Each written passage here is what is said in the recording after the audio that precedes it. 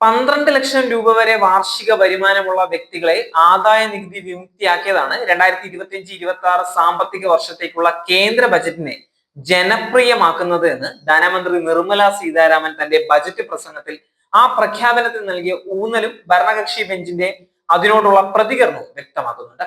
142 പരം കോടി പൗരന്മാരുടെ രാഷ്ട്രമായ ഈ മഹാജനസഞ്ചയത്തിൽ പുതുതായി 1 കോടിയിൽ പരം മാത്രം ഗുണഭോക്താക്കൾക്കാകും ഈ നികുതി ഇളവിന്റെ ആനുകൂല്യം ലഭിക്കുന്നത്.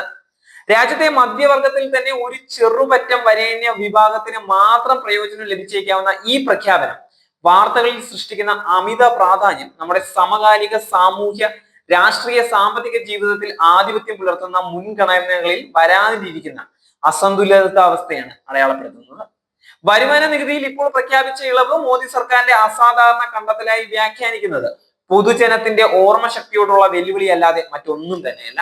8 ലക്ഷം രൂപ വരെ വാർഷിക വരുമാനമുള്ള കുടുംബങ്ങളെ സർക്കാരിന്റെ വിവിധ ആനുകൂല്യങ്ങൾക്കും ഇളവുകൾക്കും യോഗ്യരാക്കി പ്രഖ്യാപിച്ച സർക്കാരാണ് ഇത് എന്ന് നമ്മൾ മറക്കരുത്.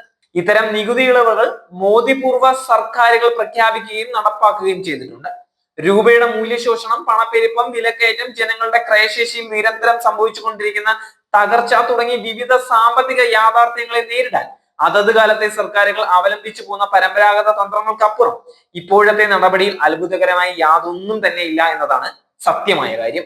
ഇപ്പോൾ പ്രഖ്യാപിക്കപ്പെട്ട നികുതി ഇളവാകട്ടെ രാജ്യം നേരിടുന്ന വളർച്ചാ മുരടിപ്പ്, സാമ്പത്തിക മാന്ദ്യം എന്നിവയോടുള്ള പരമ്പരാഗത പ്രതികരണത്തിനപ്പുറം യാതൊന്നും തന്നെയല്ല. ഇന്ത്യയുടെ തെല്ലും ഭദ്രമല്ലാത്ത സാമ്പത്തിക യാഥാർത്ഥ്യങ്ങളോടുള്ള ഭാവനാശൂന്യമായ പ്രതികരണത്തെയാണ് ഈ ബജറ്റ് അടയാളപ്പെടുത്തുന്നത്.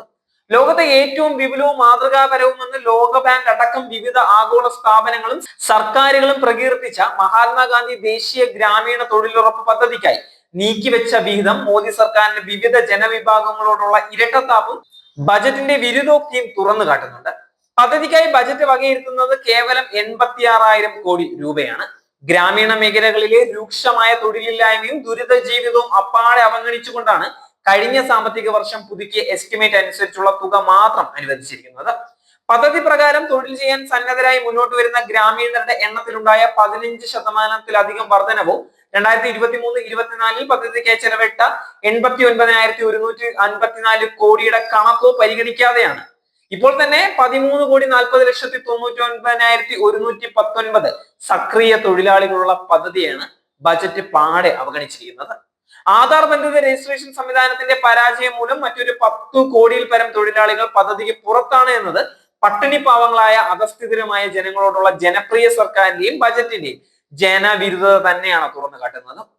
ബജറ്റ്വൽക്കരണത്തിന്റെ 1/2 ഡസൻ തവണ ബീഹാറിന്റെ പേര് ആവർത്തിച്ച ധനമന്ത്രി ഉത്തർപ്രദേശ് പോലെ BJP തന്നെ ഭരിക്കുന്ന രാജ്യത്തെ ഏറ്റവും വലിയ സംസ്ഥാനത്തിന്റെ പേര് ഒരിക്കൽ പോലും പരാമർശിച്ചില്ല എന്നത് അഖിലേഷ് യാദവ് അടക്കം പ്രതിപക്ഷത്തിന്റെ പ്രതിഷേധം ക്ഷണിച്ചു വരുത്തുകയായിരുന്നു.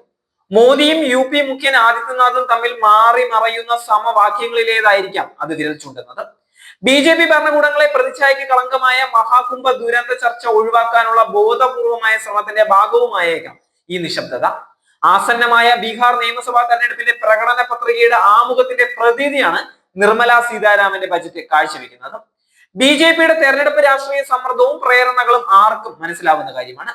എന്നാൽ അതിന് നൽകേണ്ടി വരുന്ന വില രാജ്യത്തിന്റെ സാമ്പത്തിക ഫെഡറൽ സന്തുലനത്തിന്റെ തകർച്ചയാണ്. കേരളം മോദി സർക്കാരിന്റെ നിരന്തരമായ അവഗണനയുടെയും രാഷ്ട്രീയ വൈരത്തിന്റെയും ഇര തന്നെയാണ്. ഇത്തവണത്തെ കേന്ദ്ര ബജറ്റ് ആ അവഗണനയും രാഷ്ട്രീയ വൈരവും ഒരിക്കൽ കൂടി ആവർത്തിച്ച് ഉറപ്പിക്കുകയാണ്.